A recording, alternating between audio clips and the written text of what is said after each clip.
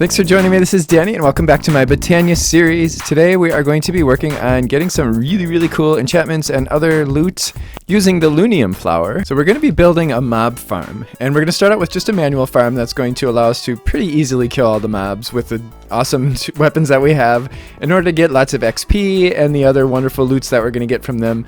And then we're going to make it automated with Botania. And then we're going to work on some fast and really fun mana transfer because our mob farm is going to be out of the range of our sparks. The Loonium is a flower, is a functional flower that basically allows you to get loot that you would normally get from loot chests that you would find like in dungeons. So dungeon loot in the end and wherever, anywhere else. However, it does come with one caveat. It doesn't just give you the loot for free. The loot comes with a mob, and the mob is carrying the loot, and you have to kill the mob in order to get it. So what I've done to kind of prepare for this is I made this little mob spawning area over here that's ready for us to set up our Loonium. So the Loonium, when we place it, I'm going to place it down in that hole, and it's going to spawn mobs in an 11 by 11 area. Now, as it turns out, this room is 10 by 10. So some of the mobs are going to spawn inside the wall over here. Not a big deal. I don't care about that. And then we are going to kill the mobs manually from here for now. Okay, Loonium is not cheap. All these ingredients here we need three tier runes. So this was a lot of rune crafting I had to do. And then we also need some Pixie Dust. This is basically an ender pearl. First put in a mana pool and then put in your elven trade portal. And then we've got, actually we need some more green things. We have this Redstone Root, which is just grass and redstone, and this tells us that the Loonium can be redstone controlled. Any flower that has a Redstone Root in it can be redstone controlled. We need 1 mystical gray petal, and we need 5 green petals. Actually, let me check my pouch and see if we have enough. We're very low on green, so I'm just going to bone meal this petal. Nope, I'm not going to gone meal it. I'm going to bone meal. And we're going to need a shears. So if you don't know this already, we can just right click to plant the petal in the ground, and we can bone meal it, and we get a tall mystical green flower, which we can then break with a shears to get us 4 petals, which we can then use to plant and bone meal and get even more petals. And we can just do this all day long as we have bone meal. Of course, we only want 5 petals, but now we have some for later too. So I'm just going to throw this in there, and we should see 1, 2, 3, 4 green, not 5 green. Whoops. 4 green. There we go. Now we can make our Loonium. Take our seeds, throw them in there, and hooray, we have a Loonium. Nice. Of course, we could make this a floating Loonium to put it anywhere, but I have a piece of dirt down there, so I'm just going to throw it down there. Now, the Loonium is redstone controlled, so if we give it a redstone signal, it's not going to work. And we're going to turn it off right now. We want to be able to turn this thing off while we're getting everything set up because we don't want a bunch of mobs spawning around us. It does, just an FYI, it does spawn creepers. So that's why I set this up so that we can kill the mobs from out there, because otherwise if it wasn't for the creepers, I would just rush in and kill them all and it would be easy enough. So as we can see when we hover over this, it does have a 5 block radius in each direction, so it's an 11 by 11. I just wanted to show you the redstone I did here because I had to make the redstone really compact because I do not want mobs spawning down here. I have to fill in this whole area, and we don't want anything more than a 1 block high in here. So I had to use a couple of repeaters. The button is right above this block, and it's powering these redstone, which is powering this block, or this block, which this repeater is moving into this block, which is causing this redstone to be powered, and then it brings it over here, powering this block, and then this repeater down here. So I'm using the repeaters because we can't just put a piece of redstone there because we can't have this be 2 blocks high. So that's how I remedied that, and I don't have blocks to fill this in, so I'm going to have to go run and get them.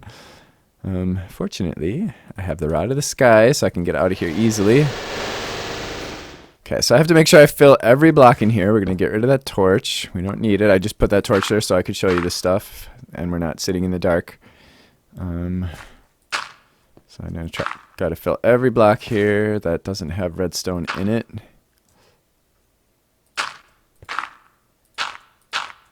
We should see that this is still powered. And when we look at this block, the stone block right here, that stone block is powered, and that's what's disabling our Loonium at the moment. Okay. Let's see if I can... Nope. Alright, whatever. Let's just do this. So the reason I have the Loonium down there, as opposed to just up here, is because... I'm going to put a different block there. Is because it'll spawn mobs above us as well. So having it down there is going to reduce the spawning up there. Now I found that every once in a while a mob still spawns up there. So I've got it 5 blocks down there, which should prevent that from happening, but it doesn't. So every once in a while a zombie's going to end up in our garden. Big deal. I'll just go up there and kill it. I'm not overly concerned about that. I want to put a different kind of block there. Maybe framed living wood or pattern framed. Let's do pattern framed. Yeah. I only need 1. I'm just going to put a different block there so that we remember where the Loonium is, where we need to dig down if we ever want to go down there and do whatever. So the Loonium is under that block. I've got a floating hopper hawk over here by this chest. That's why that chest is in such a weird spot, because the hopper hawk has a 10 block radius. So having I have to have it in this room because this is a 10 by 10 room. I guess I could have it, well, yeah, but then mobs will be able to get through. So I kind of have to have it in this room. So I have that spruce chest under these windows so that we can still open it, but it is covering anything that gets dropped in this room. Will get picked up by that hopper hawk, and then it'll end up in this chest. Hooray! So that way we don't have to run around in there to pick up all the loot after we kill the mobs. In fact, now that I've closed that door, we never have to go in that room again. I've got a mana pool down there. Oh, it's not even full yet. I put this little access panel here so that we can check on it. I've got these trapdoors here to shoot mobs with our Terra. We're going to work on improving the mana transport over here in a little while, but let me show you what I've done so far to kind of extend our mana network. We have these sparks here, this mana battery here, but these sparks are out of the range of that area. It's only going as far as a mana pool that we have up there, and then that's the limit of the sparks. So I have a mana pool here with a dominant spark in it. And it's a diluted mana pool just so that, because this is just really for transportation and we don't want to store a lot of mana there. But then I'm using Elven's mana spreaders, and that's kind of our bottleneck because the mana spreaders are only so fast. I have 4 of them because the closer a mana spreader is to its destination, the faster it's going to pulse, or the faster it's going to give us mana bursts, because it doesn't start the next burst until the last one goes. So we could just line up mana spreaders here and it would go a lot faster. And then they're going into this diluted mana pool, which is just out of the reach. It has a spark on it as well. It is just out of the reach of this mana pool for sparks. So I put a spark on there. That spark is recessive. So all the mana that goes into this pool is going to be available to other pools in the area. And because it's recessive, it's going to just give all of its mana away to other mana pools within its area. So then this one down here has a spark on it. It doesn't have an augment in it because it's the only pool. So that's just going to take all the mana from up there. All right, are you ready? Okay, so there's 2 things we have to watch out for. One is creepers getting too close to us and blowing up and blah, blah, blah. But perhaps even more cunning of a problem to look out for is creepers aggroing on other mobs. So like if we're standing here and a skeleton shoots a creeper through us, yeah, it's going to make a mess in there. So we want to try to avoid that too. Oh no, don't blow up at that. Oh, you. So here we go. Actually, let's close that for now. So we've got a spider in there, it sounds like. Yep, there it is. Looks like a cave spider. So we've got him. Oh, they can fit through there. Okay, that kind of sucks. We can use our thunder caller, and that'll hit all the mobs in there. Oh, look at that! Nice.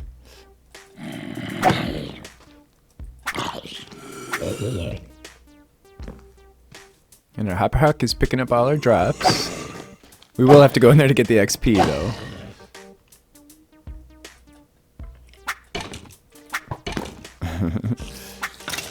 Yay!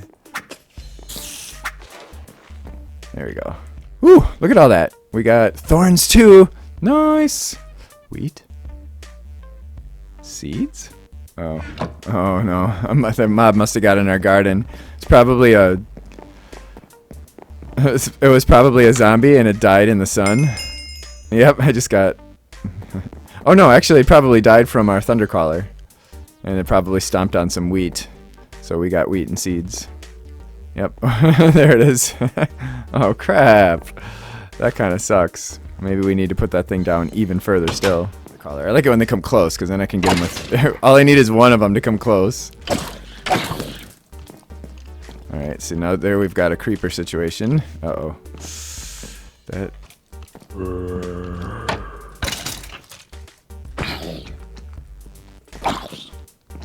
I prefer not to have to deal with the creeper directly. I'd prefer to hit another mob and have the creeper die from it, but whatever. We can do this. Wow. By the way, these mobs are a little bit more powerful than normal. They all have some kind of random buff, like some of them will have regen, some will have... let's see what this one's got. What? Oh, the cactus. No, don't die. I want to look at you. Okay. He's got fire resistance, which isn't going to help him much in this situation, but whatever. Yay. So this is all good to go, except that we're not getting mana in here fast enough. It's really, really slow because we're using mana spreaders. So I'm going to do something that I've always wanted to do, but never have. And that is the minecart with the mana pool. I'm going to use a minecart to move mana very quickly from our main network over here to our little outpost network over here, I guess we can call it. So I removed all those mana spreaders and I put a bunch of these blocks up here, so it's a little bit ugly, but whatever, you know. sometimes you got to make things ugly in order to get them functional first, especially when you're dealing with like vanilla-ish redstone type stuff. So the way the minecart with mana pool works is it's a minecart with a mana pool. And it requires all of these things to work, basically. So we're going to need some rails, of course. We're going to need some powered rails for the setup we're doing. We're going to need a few levers to power the rails. The minecart with a mana pool. We're going to need a couple of mana pumps. That's how we get mana in and out of the minecart with mana pool. You can't use the mana in the minecart. You can only transfer mana with the minecart. So we fill up the minecart, and then we have to bring it to another mana pool to drop it off. You know what? I actually think I want regular mana pools here. But anyway, we'll get to that in a second. We're going to need a couple of redstone comparators, and we're going to use those for two different things, and we'll see that in a bit. We're also going to need one redstone repeater, really just to make things compact. And I'm going to make a couple of mana pools. Now, a couple things to note about the minecart with mana pool is that one, the mana pumps will continue pumping mana into the mana pool in the minecart, and also in your regular mana pools, whether or not they need it. So you can potentially lose mana using this setup. So you have to make sure that you're detecting how much mana is in the cart and how much mana is in your receiving pool so that you don't overflow. Because if you overflow, you lose mana. So we want to make sure that we shut things off as soon as we have the mana in the pools. So that's what all the redstone stuff is for, or much of the redstone stuff. So I removed the dominant spark from this pool, the pool under there, the one that's pulling from our main network, and I'm going to put a recessive spark into it. Just, what? Why is it putting mana over there? No. How? What? I think that was just a visual thing, because it shouldn't be able to put mana over here. Because, yeah, they're not connected. That spark I'm just going to leave on there. Then as soon as this pool is empty, I'm just going to break it. And I'm using my Rod of the Skies to get up there easily. I can use it to get up here, too. Okay, so that pool's almost empty. It's empty enough. Okay, let's get rid of that. And the spark has actually ended up falling on top of it. So I'm going to put a regular mana pool here. And I'm going to put a regular mana pool over here. This one should be empty already. Okay. I'm just putting regular mana pools there just to prevent overflow, because the diluted mana pools have very little capacity, so the potential for overflow is, well, is there. So I'm going to put those sparks back in there. And then I have to go back up on the roof because I cannot access the sparks from down here because the slabs are right above the mana pool.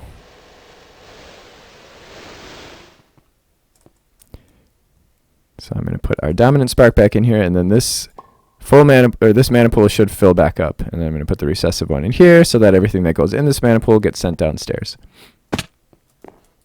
These are going to be the terminators, so we're going to, or the terminating track, so we're going to put the detector, or not the detector, but the powered rails here and here. That's where it's going to stop. Okay, I actually had to move that block over one because it's going to terminate there. And then the pump, that's where the cart's going to stop, so we want the pump to be between the mana pool and the cart. So we're going to stick it there, and then we're going to shift right click with the onto the forest until it's facing that way. We want the larger end pointing toward the thing that we're going into. So on this end, we're going to put the mana pump right there, and we're going to want it facing toward the cart. So it's pumping out of this mana pool. The blue side is saying, hey, we're pumping out, and the bigger side is we're pumping in.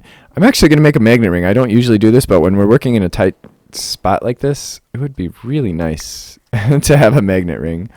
This is the ring of magnetization from Botania. It's a really nice magnet ring if you like magnet rings. I don't usually wear magnet rings because I find them to be kind of a pain in the butt, but I'm going to keep it on hand for those times when I want to be able to pick something up that dropped far away.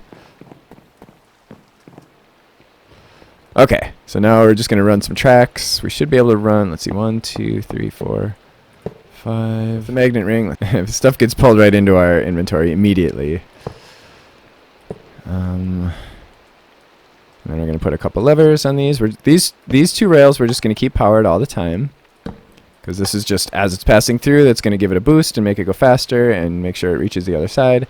These guys are only going to be powered under certain circumstances. So first of all, over here we're pulling mana out. When we place a comparator,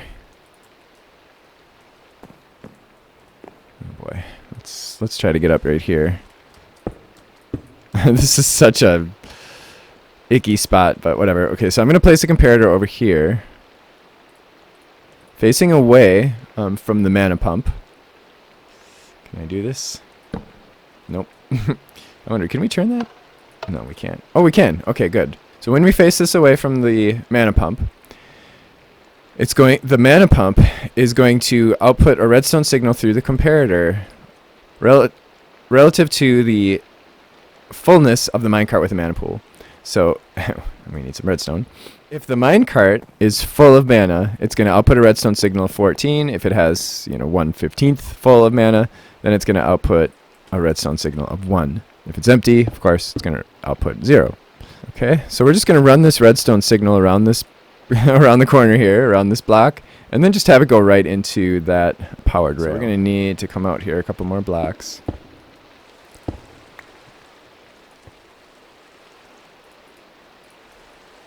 Okay, so actually we shouldn't need a repeater. I'm just going to put blocks there so that this, I don't know, looks a little bit more uniform. So 1, 2, 3, 4, 5, 6, 7. So actually when the cart is half full, this thing will trigger and the cart will go shooting over over there. So that's fine. So we're going to have a half full cart.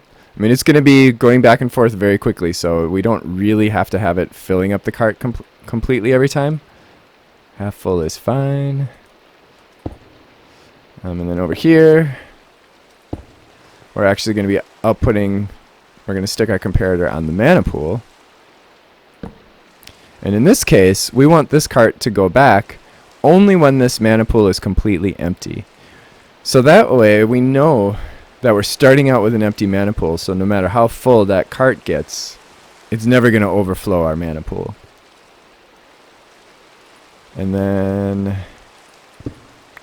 We're going to have a redstone torch. So we're going to have a redstone torch coming out of there. So when this gets powered, that torch is going to turn off. This will be powered anytime there's any mana in the mana pool. That's not going to work like that. We have to bring this one down. Oh, this is going to be so ugly. Oh, I forgot we had the magnet ring. So we're going to... yuck. Okay. Of course, you know, I'll try to figure out how to make this look nicer later.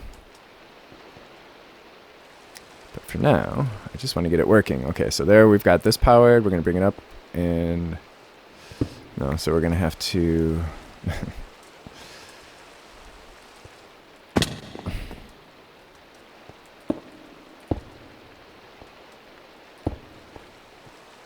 do the same thing we did on the other side and do that. Okay, there we go. So now that cart is, or that thing is powered. That one over there should not be powered. Okay, this is all set. Oh, that's so ugly. Whatever, I'll figure it out.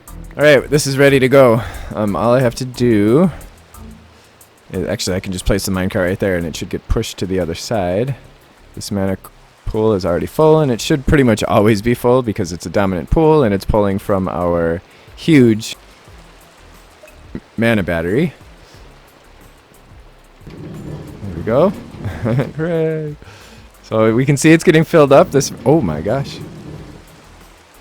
No. Was it really that fast? So it already filled up that mana pool. That pool is being pulled right now from the mana pool downstairs. And once it's empty... Once it's empty... Let's see, where are we at? 3, 2... Wow, it's slow. We should get more mana pools down there.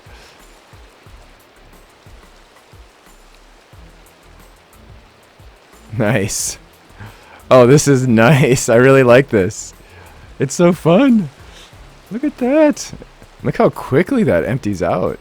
That's awesome. Very cool. So we have some really fast mana transfer now. And what's great about these is, I mean, it's Minecraft Rails, so we can go really, really far with these if we want to move mana somewhere far, far away. So it did like 3 trips, and now looks like the mana pool downstairs is full.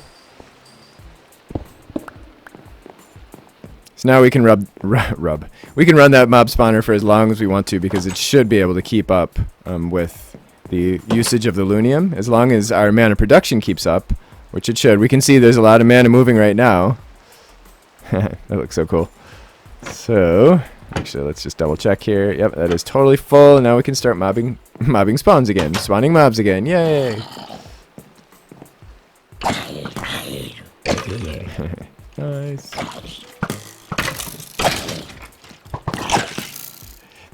This is actually working out pretty well. So you guys blow up.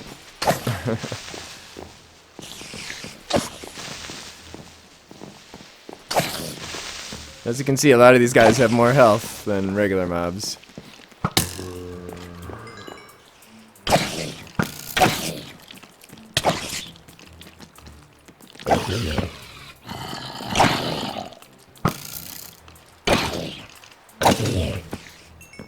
So ultimately, this whole project has been about enchanting for me. Like, I want to get lots of enchanted books, and I want to get lots of XP from these mobs that I'm killing. However, if XP is not what you're after, we can automate this whole thing pretty easily with the Thorne.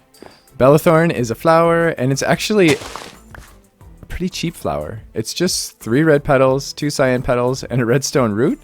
It does use a fair bit of mana, but it is basically a mob grinder. So now we turn our thing on, and it does have a range similar to the Loonium. It's a 10 blocks in every direction. It's a 10 blocks. It's 10 blocks in each direction, and it kills mobs pretty quickly. I mean, of course, the only drawback is that it doesn't leave XP. So this fully automates this whole thing. Like, all this stuff is just dropping in the chest. We can just stand here and watch, or go away and do something else. Of course, our chest will overflow eventually. And actually, the nice thing about this too is if when the mobs spawn in places they're not supposed to, like up in the garden, it'll get them too. Oh, we need another flower. We need another flower. This one's a little bit expensive too. We need 2 third-tier runes. We've got a sloth, a lust, a water, a redstone root, black, green, and purple, and seeds gets us the Vinculatus. I don't even know how to pronounce that. Vinculatus. I don't know. But anyway, this guy, it prevents Endermen from teleporting away. And basically what it does is it intercepts their teleportation. So if there's an Enderman within its range, and apparently its range is pretty large, it will basically force the Enderman to teleport to this flower. So I'm going to put this right here on dirt. I'll probably change that to a floating flower later, but let's see. Oh, this is a very this is a very large range. Holy crap, I can see way out there. So this means that anytime an Enderman comes into this area, they're going to get teleported into this room where our Thorne is going to kill them. So I may end up disabling or turning that off when we turn this on so that it's not using mana, but yeah, whatever. It's fine. It's going to be fine. Okay. So now, now when we run this thing, any Enderman that gets spawned will be stuck in there and will be killed. There we go. Oh my god. That probably cost us a lot of freaking mana, but yay. So I just wanted to mention a mob grinding alternative that you can use with non-Loonium farms. If you want to be able to collect XP but have a semi-automated, the Hyacinthus will poison the mobs and of course get them down to a single health point, so you can use like your Thundercaller, one swing, kill every mob, collect all their XP. Unfortunately, it does not work with Loonium mobs though. It seems as if they cannot be poisoned. I had to add a few chests because we're getting lots of stuff. Yay! So this is all the stackable stuff. We got 1 notch apple, look at that. 21 golden apples, which we'll be using in the Gaia fight, and some name tags, and lots of colored runes, and of course we got lots of saddles and diamond horse armor. I'm smelting up our horse armor, and then over here is where I've got the good stuff. I have it way back here in case a creeper explodes, and this is much safer back here. This is the stuff I really want, Enchanted Books. So I haven't gotten exactly what I want yet. I'm really looking for sharpness. I really want to get some sharpness because, yeah, that's what I want. I want to pump these guys up with sharpness and maybe some sweeping edge, which we already have some. And I'm going to be combining books. So between now and the next episode, I'm going to continue collecting more books. I'm going to be using XP because this is actually turning out to be a very nice XP farm as well. I've got 31 levels, so I'll be enchanting some books in here. And by the end of by the next episode, I'm going to have some really, really nice books, some really nice enchanted books, and I just need 1 set of them. Like 1 set of the books that I want to put on my swords, and we'll be able to put them on everything, and we won't even consume the books. So that's what we're going to work on in the next episode, is mana enchanting, and probably maybe some other stuff too. I do hope you join me for that. If you do have any questions, comments, ideas, or whatever, please feel free to leave them in the comment section below, or if you just want to say hello, you can do that too. And of course, if you did enjoy this, don't forget to click the like button and join me next time. Thanks for watching. Bye-bye.